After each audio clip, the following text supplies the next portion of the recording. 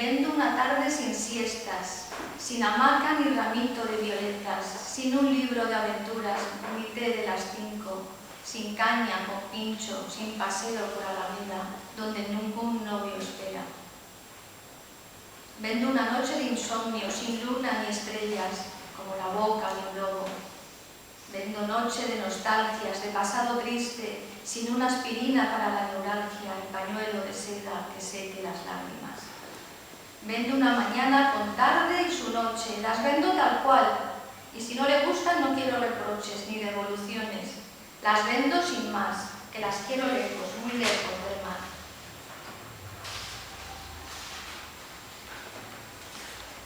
Il viaggiatore solitario. Esta poesía la escribí en Bolonia en las vacaciones del 2009, después de leer Lluvia Roja del escritor holandés T.S. Noteboom.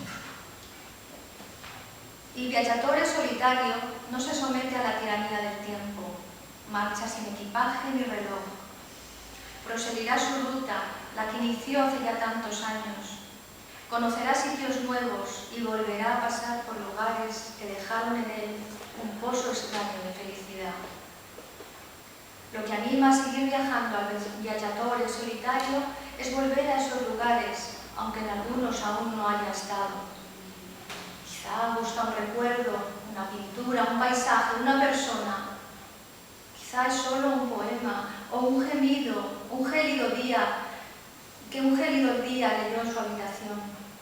Pero no hay mapas de poemas y tiene que conformarse con crearlos, trazarlos sobre un plano imaginario, de la mano de Dante, de Homero, de Celan, de Machado, de Baudelaire.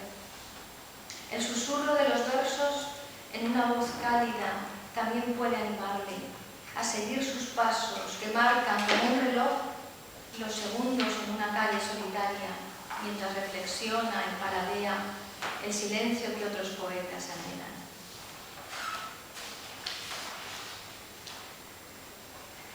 En caso de apagón. ¿Quién escribe ahora esas cartas de amor que antes se ataban con lazo de raso y se guardaban en un recóndito cajón, escondidas para ojos ajenos? Ahora los sentimientos nadan por el ciberespacio y se envían en correos electrónicos que recibimos ansiosos, sin apenas espera. La incertidumbre del tiempo, ese lapso que antaño embargaba a los amantes, cada vez es más corto. Ahora las palabras de amor llegan en un instante y se guardan en un fichero aséptico que indica la fecha y los bytes. ¿Qué sucedería en caso de un apagón general? ¿Se acabarían los amantes? ¿Flotarían los susurros cibernéticos por el éter? ¿O correrían a buscarse frenéticos y al encontrarse sus ojos electrónicos comenzarían a soltar mensajes encriptados como una cascada de chispas de colores?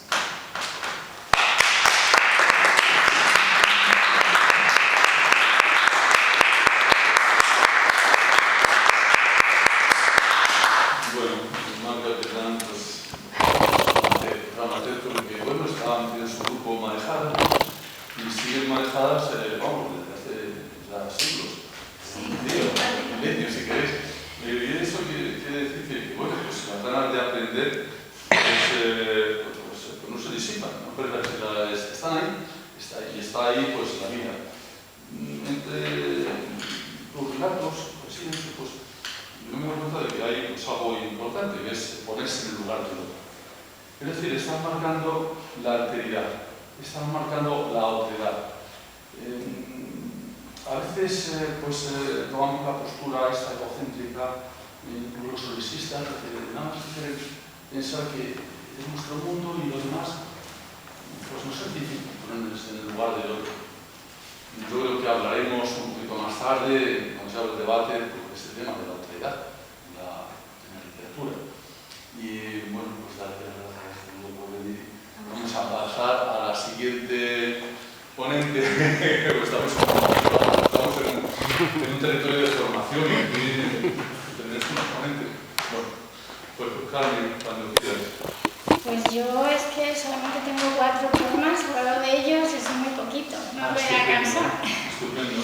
Los cogí un poquito a voleo porque con Miguel Hernández, lo de las 3 heridas, el amor, la muerte, la vida, he cogido un poema de cada tema y luego un cuarto dedicado a la locura que luego hablamos. ¿Qué? A ver, descenso.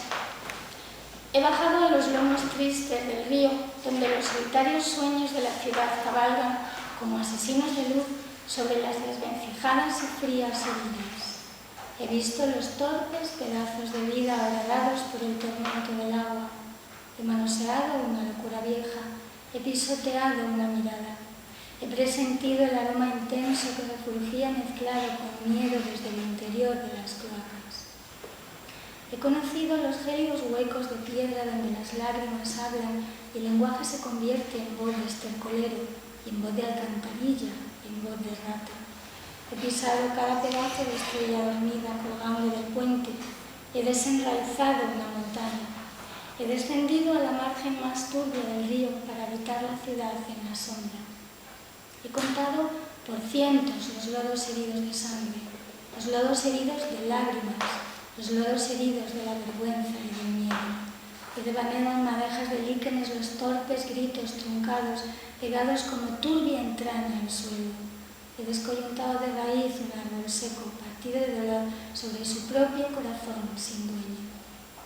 He bajado a las márgenes solitarias de la ciudad silenciosa y el beso de la noche se moría de dolor y frío y el grito de la vida se resquebrajaba en agua y sueño. El amor se titula El despertar. Es un juguete. Yo desperté, dormías a mi lado. Como una caracola silbé mi amor en tu oído. La tarde despertó y abrió su rosa de luz como un abanico. El lamento del mar te tenía preso y yo volví a silbar mi amor en tu oído. El horizonte sangraba como si fuera un sueño cortado del cielo. De pronto abriste los ojos, unos ojos mudos, oceánicos, de abismo. Tu mirada en el fondo batía muy torpe las alas desperezándose como una mariposa negra entre la sombra. Estaba atrapada entre la tarde y el sueño. Yo quería sacarla. Tus ojos sin mirada navegaban sin rumbo entre aquel abanico de luz. Su abismo verde de mar no gritaba. Era como si tú hubieras muerto, como si yo hubiera muerto. Yo quería sacarla. La mariposa negra seguía batiendo tan torpemente sus alas. De pronto, tuve tanto miedo que te besé en los labios. Con un desesperado arpón te traspasé de piel el alma. La tarde se quejó a lo lejos en un mortal silencio que abrazó mi beso con su llama. Tú volviste. Vi cómo tus ojos verdes me atrapaban, vi que resurgía el mar en ellos. Su líquida caricia sonreía para mí, su grito eterno. Una mariposa escapaba desde lo más profundo de ese abismo verde, extendiendo hermosísima la noche con sus negras alas. Tú me mirabas.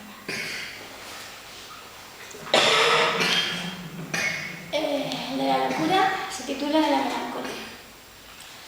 Te he visto cruzar la tarde, salvaje, lenta, viajera, tu oscuro arco de centauro desplegado en diminuta sombra por el titánico cielo sangrante.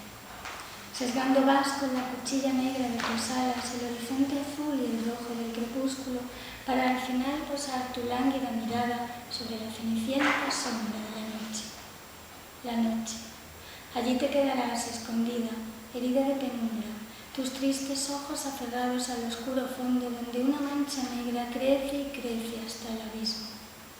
No te atreves a sesgar el corazón caliente de la noche.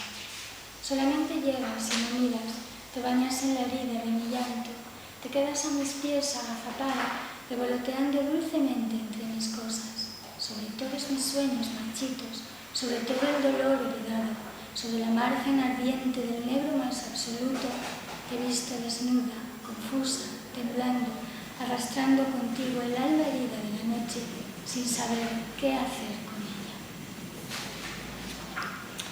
Y el de la muerte está dedicado a la única pérdida que he tenido en mi vida grande, la muerte de mi padre.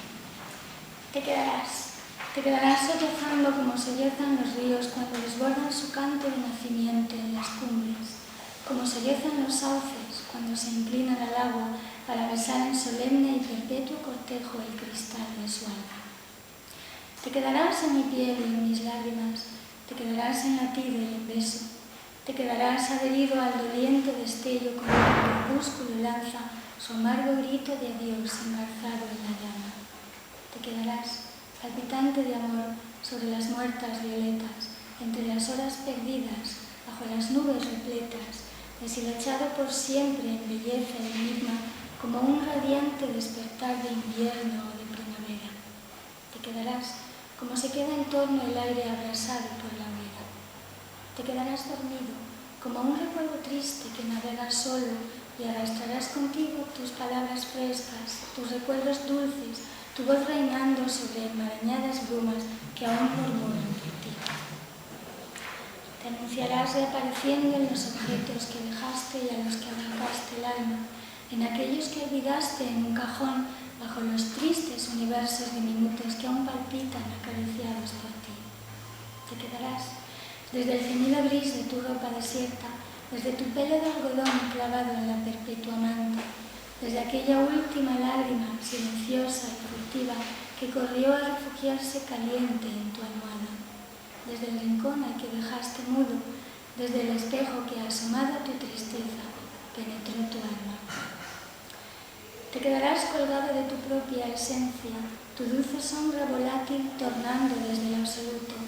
La noche anunciará desde la luna tus cabellos blancos y el eco cantarino de un arroyo oculto evocará tu risa. Y tu recuerdo quedará suspendido por siempre en mi pecho como un dardo impregnado de silencio, temblando entre la nada y las estrellas.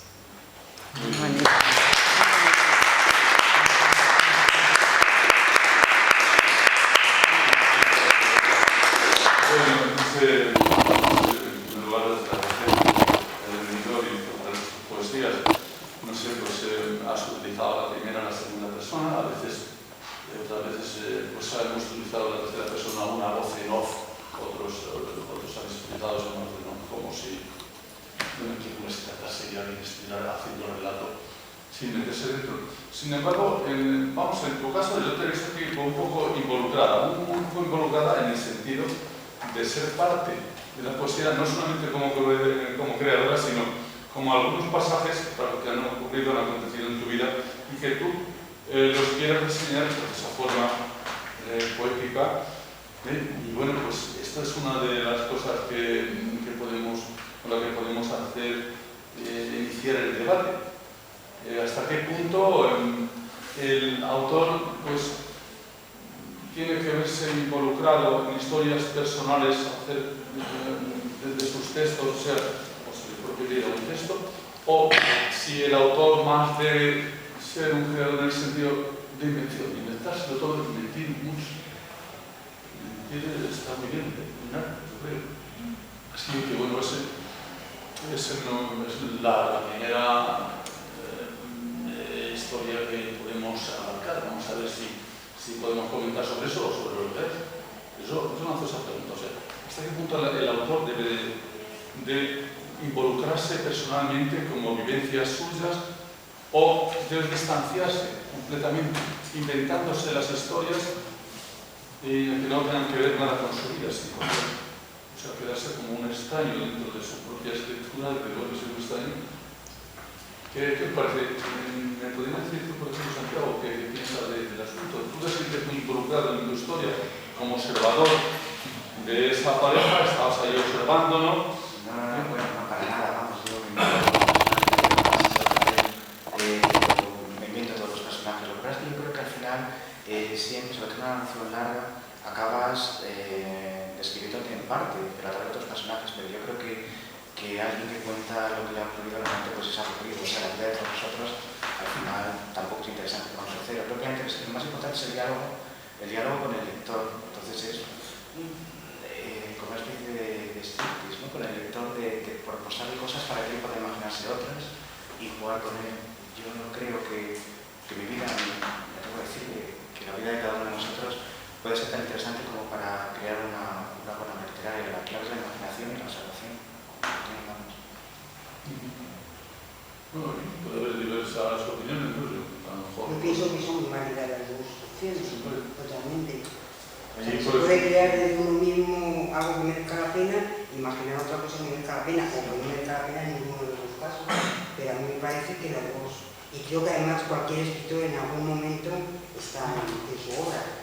Sí, sí. A veces al 1%, a veces al 20%, a veces no. Sí, ya te decía que al final, sobre todo en una guerra, acabas más con el mismo, pero digo pasar, más bien que lo que preguntabas, que pasar los personajes en uno mismo, yo creo que eso al final es un cariño necesario. bueno, yo veo historias, o sea, que están pasando, ¿no? Y en un momento, cuando Carmen estaba con sus poesías, pues he pensado, si me dio el pensamiento por él, a las coplas de Jorge Manrique de la muerte de su padre, ¿sabes? Entonces, bueno, pues, oye, pues parece que son arte, que son literatura, que es poesía, o sea, quiere decir que están reconocidas.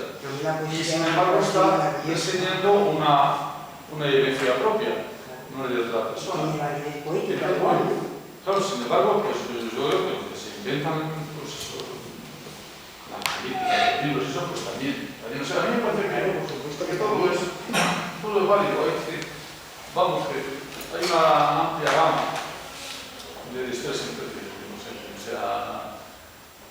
la historia tan monotemática, o sea, obsesiva en algún momento puede ser, que uno le dé un tema y nos habla del tema. Vamos a poner pues, del amor, si usted le está hablando del amor, una historia y además de eso de sus vivencias. Bueno, buenísimo. Yo pienso que en todo lo que escribimos hay algo nuestro. Si no experimentado por nosotros mismos, algo que hemos visto, algo que hemos leído, oído, observado en cualquier caso, ¿no? Quien solamente inventa tiene poco que hacer, desde mi opinión. No tenemos tanta imaginación, siempre tenemos que poner algo nuestro. Hay, como tú dices, un 1%, un 20%, depende de lo que estemos contando, ¿no? Pero totalmente inventado, no vas a ningún sitio, totalmente inventado. Creo que siempre hay un personaje, un poema, donde hay una parte que en ese momento dices, esto es de mi cosecha. Sí. Aparte de que el escritor tiene una cosecha íntima que nadie conoce, o sea, que tú has dicho ahora que llega con la vida que llevamos. ¿A qué te refieres con la vida que llevamos? Porque la vida interior de un artista es muy importante.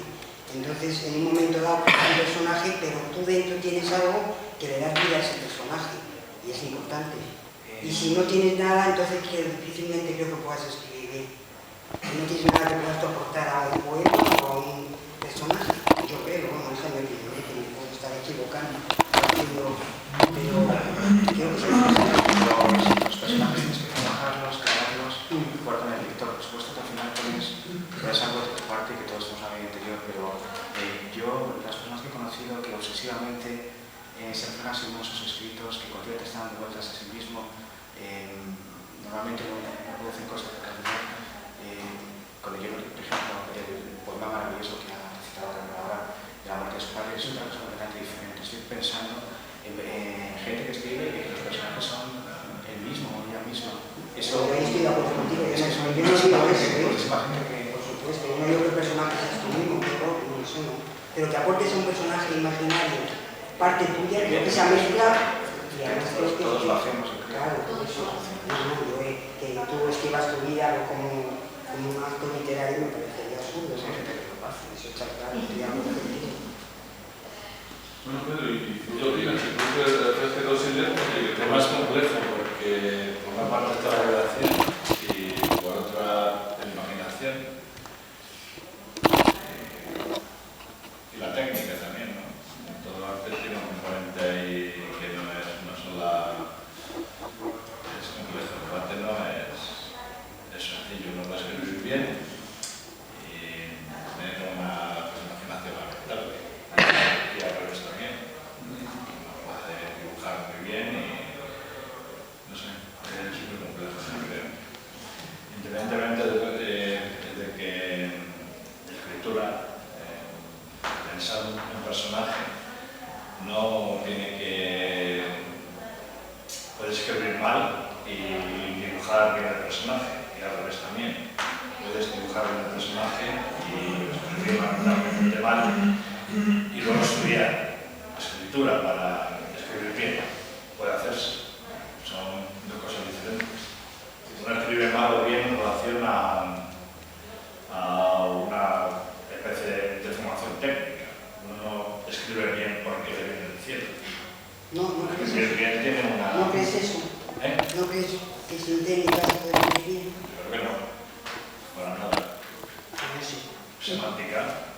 Yo sí lo creo. Bueno, Y creo además que por mucha técnica que te enseñen, en algunos casos, bueno. la técnica no suple el talento, ¿no? Yo eso No, y luego, me refiero a eso. tú te refieres a que la técnica es muy importante. No, yo no me refiero a eso. El talento es el talento. Pero para Pero dibujar, hace falta- para escribir, para el cine y tal.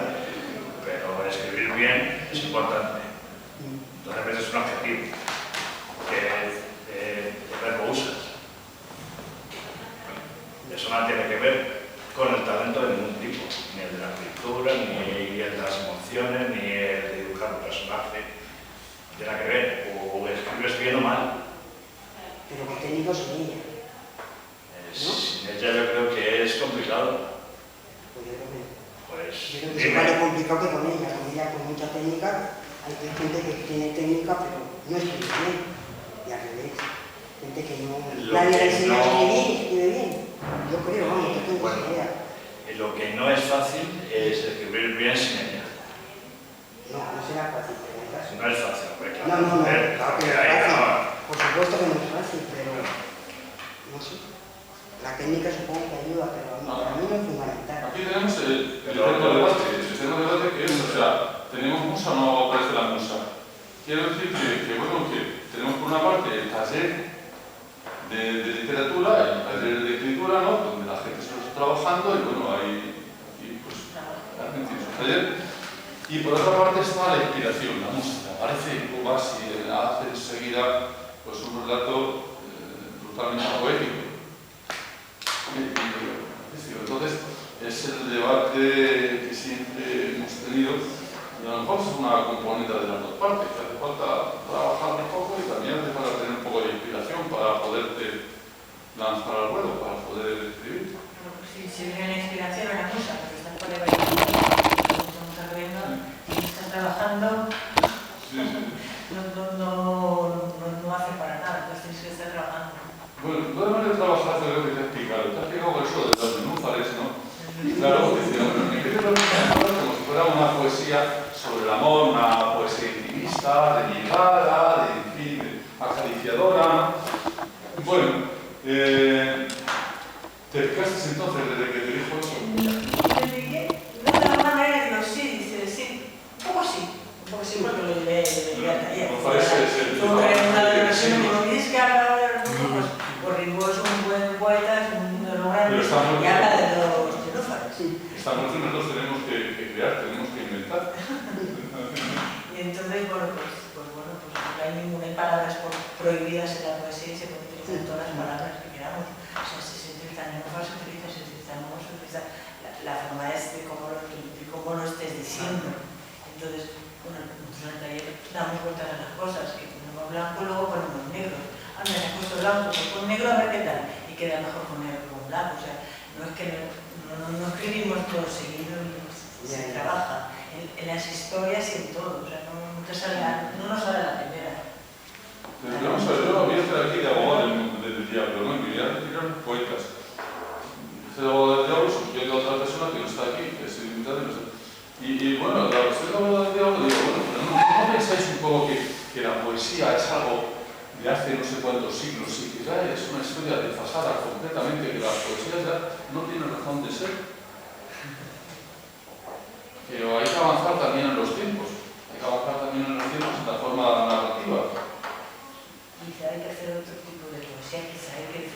Ahora las poesías van por libre, o sea, no están tan rígidas, tan enfajadas como hace siglos. Ahora... Que es muy difícil también, por cierto. Claro. Es muy difícil hacer la poesía que se hacía entonces, que también Es era... muy difícil, claro. La poesía que era lo que todos Contando los... Es que es tan difícil que por eso digo a veces, claro, pues o sea, no vamos de eso porque es tan difícil que, no sé. Pero es otra forma de hacer pero la poesía. base sigue siendo el sentimiento, expresar los sentimientos. Expresar y los sentimientos y la vida. En la vida. Entonces, sí. Pues es un poquito ¿Qué es? de reclutamiento de Pues es que bueno, tiene forma de decirlo, premiadamente o no. No puede ser aburrido, ¿no? ¿Y tú qué opinas de eso de las personas, o sea, de la primera persona, la segunda, la tercera? O sea, es más fácil utilizar la primera, la segunda, no sé, es más aceptable utilizar la tercera persona o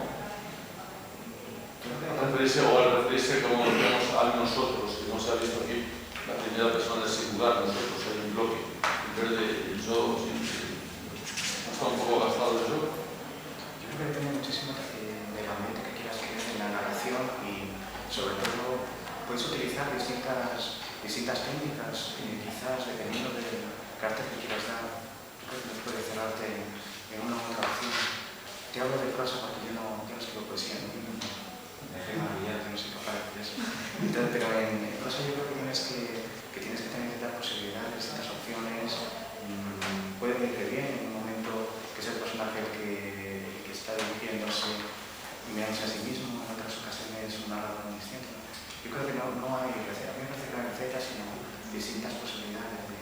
Depende de lo que quieras contar.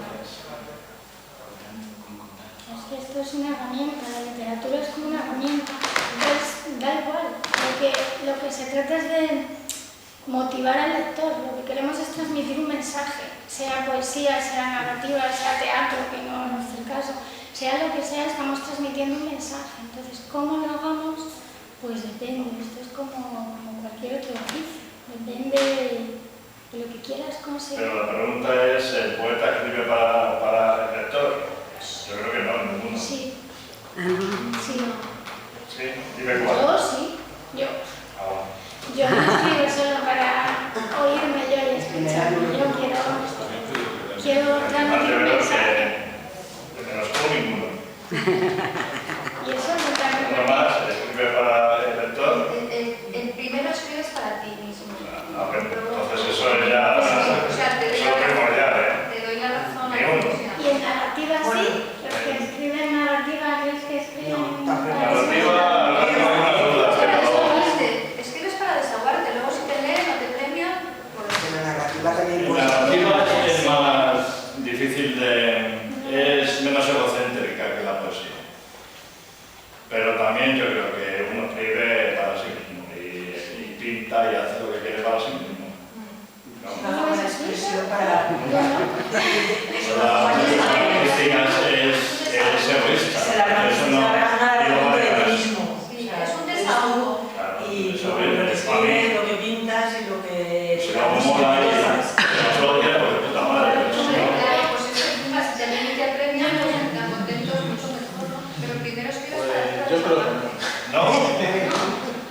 O sea, ¿creo que es el talento es individual o es...? No, hablabais de si uno escribe para sí mismo o escribe para los demás. Una pregunta. El hecho de... Sí, bueno, podemos seguir hablando de eso. Escribir es una forma de expresarse. Siempre que te expresas, comunicas. Pues escribes para los demás. Si no lo necesitarías escribir, te lo contarías en sueño. Y hablando de las técnicas que se pueden usar, y me refiero más a la narrativa, yo poesía leo muy poca porque no soy capaz de entender al poeta. Es verdad. Son más críticos. La poesía está más decantada, puede ser un arte más sublime. Puede serlo, creo que sí que lo será, que yo no la alcanzo. Pues yo veo más narrativa.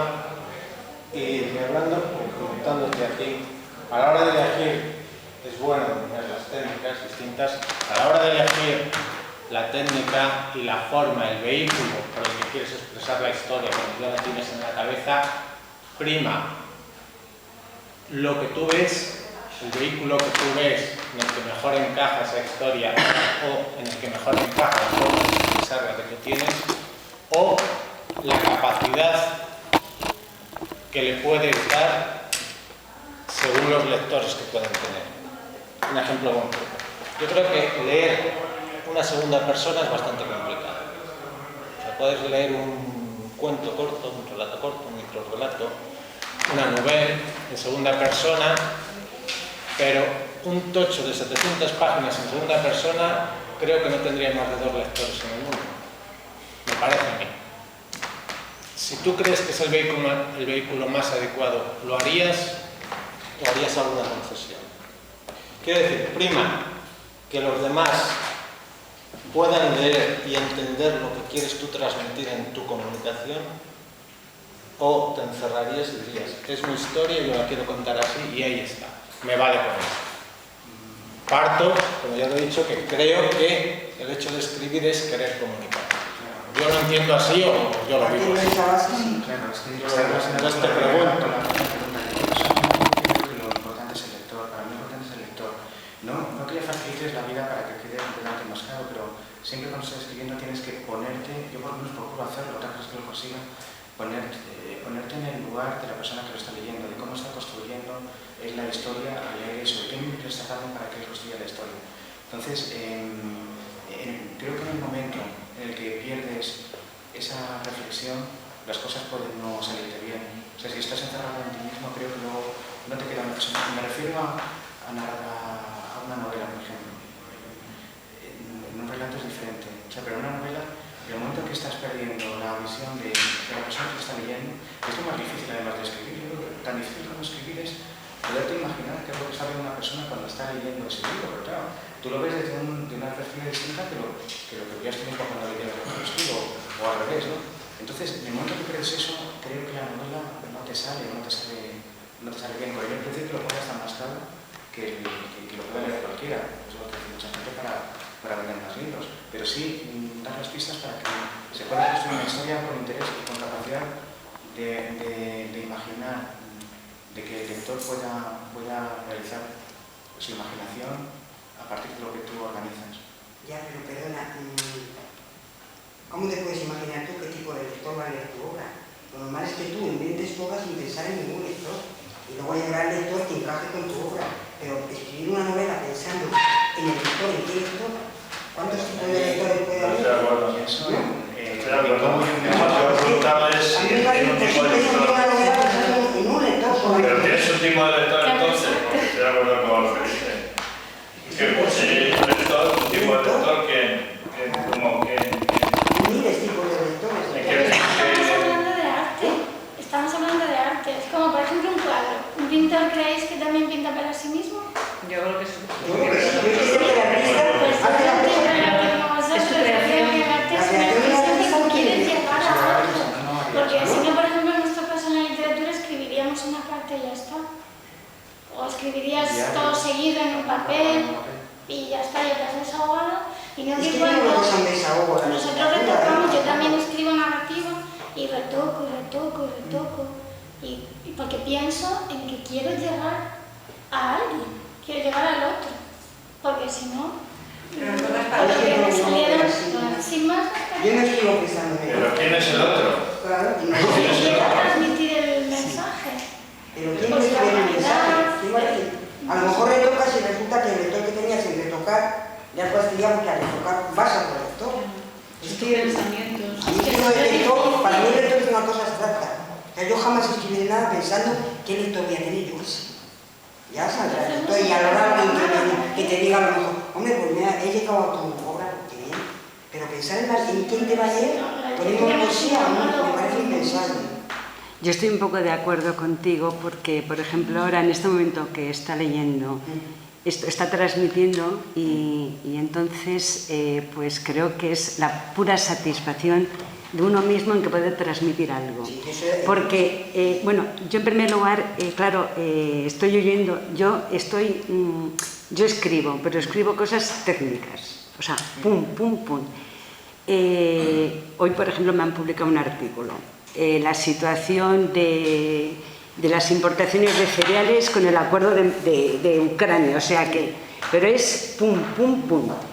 A mí me cuesta, la verdad, escribir y a ver si vosotros me podéis decir si una persona que es técnica, o sea, es esto, me gusta escribir y me gusta publicarlo, o sea, publicarlo porque un poco... Porque si yo hago un trabajo que me ha costado analizar un sector, si yo me lo guardo debajo de un cajón, para mí no me produce ninguna satisfacción ese esfuerzo, ese estudio que yo he trabajado. Mientras que si yo me molesto y hago un trabajo, lo haré de la mejor forma, pero me gusta lanzarlo. Me gusta lanzarlo porque la gente que me lo lee, o sea, una persona que estudia poesía, pues no creo que tenga mucho interés en si los cereales se van a beneficiar con un acuerdo, vamos a suponer. Pero viene bien a mucha gente y me esfuerzo en trabajarlo, en estudiar, o sea, en prepararlo, en elegir otra terminología, en hacerlo más claro. Bueno, pero es trabajo, pero produce una satisfacción. A mí una poesía no me... A mí la poesía no me produce... Porque es que no encuentro las palabras, o sea, el amor... Es que no encuentro. Pero yo, mientras que hago ese trabajo, me gusta lanzarlo. No, me refiero un poco en la misma línea que tú dices, lanzarlo, porque es que si tú haces un trabajo, yo por ejemplo, la satisfacción de tenerlo simplemente así, o mis cuadros que están ahí colocados, que vengo con la gente y digo, ¿has visto qué chula? Qué bien. Pero si hago un trabajo solamente para mí, bueno, en ese momento sí, pero yo de pronto tengo en mi casa que digo, pues bueno, pues me gusta mostrarlo a la gente porque yo creo que también recibo una aportación que me produce satisfacción. Yo recibo esto y digo, ¿has visto? O sea, hay que hacer las cosas también que te produzcan satisfacción y también que logró el que la gente lo oiga. No lo pongo en duda, pero el crear tiene una intención mucho más inquieta.